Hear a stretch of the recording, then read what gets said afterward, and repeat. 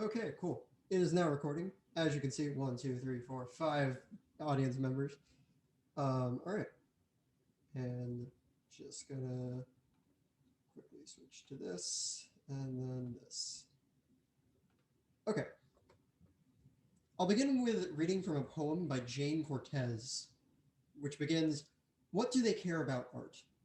They go from being contemporary baby kissers to old-time corrupt politicians to self-appointed clerks who won't support art but will support war, poverty, lung cancer, racism, colonialism, and toxic sludge.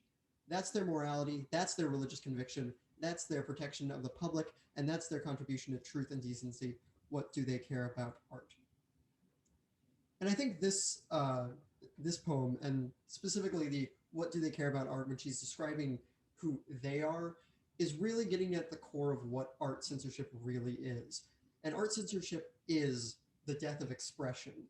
And it really comes about when artists find themselves in conflict with two main forces, which are authoritarian and moralistic.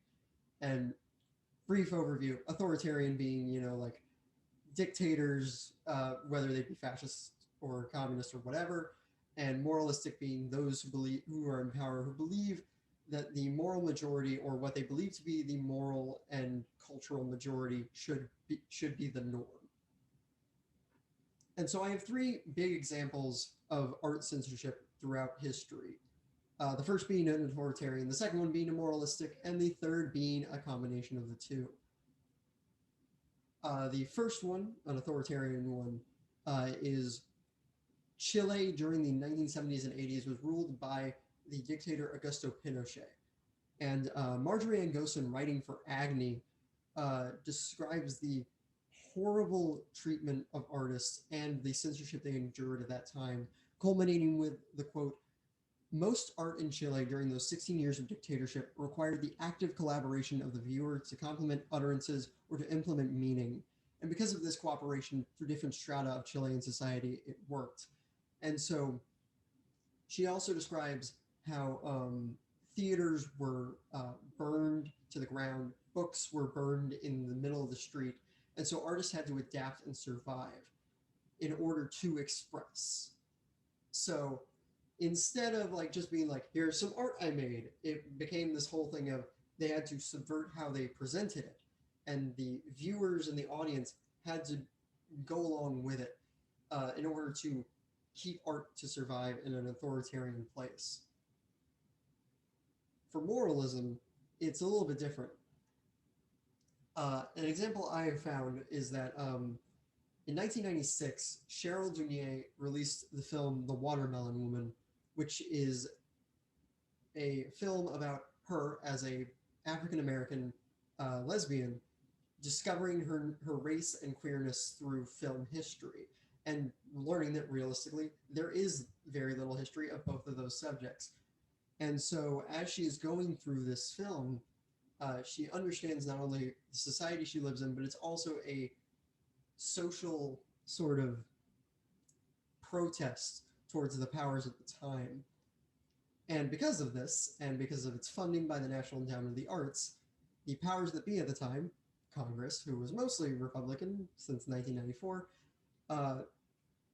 decided to change how the National Endowment of the Arts worked and censored the ability of LGBT and African American artists to make art.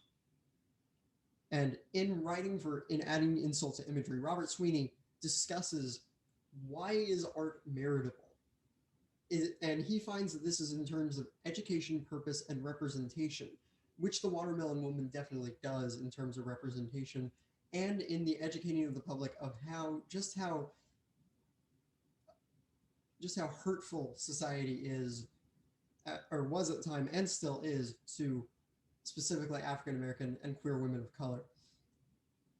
My final example, and this is where I get the visual thing. So sharing screens, one moment.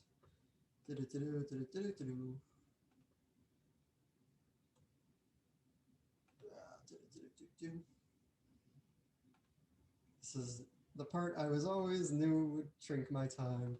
Anyway, this painting, which is The Fleet's Inn by Paul Cadmus, painted in 1934. This piece obviously shows the Navy doing not so very family friendly things and not very cool things in the eyes that the US Navy would want the world to see, especially in 1934.